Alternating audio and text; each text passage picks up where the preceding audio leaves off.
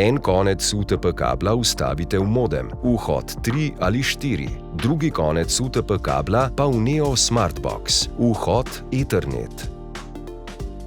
S HDMI kablom povežite še televizor in Neo Smartbox. Nato Neo Smartbox priklopite še v električno omrežje, vhod Power. V daljinec vstavite baterijo. Če se slika na televizorju ne pojavi samodejno, izberite pravi HDMI vir. Ko vse pravilno priklopite, se v nekaj trenutkih na televizijskem zaslonu prikaže stanje povezave. Če povezava ni bila uspešno vzpostavljena, preverite, ali ste pravilno priklopili UTP kabel. Nato sledite korakom za namestitev Neo Smartboxa.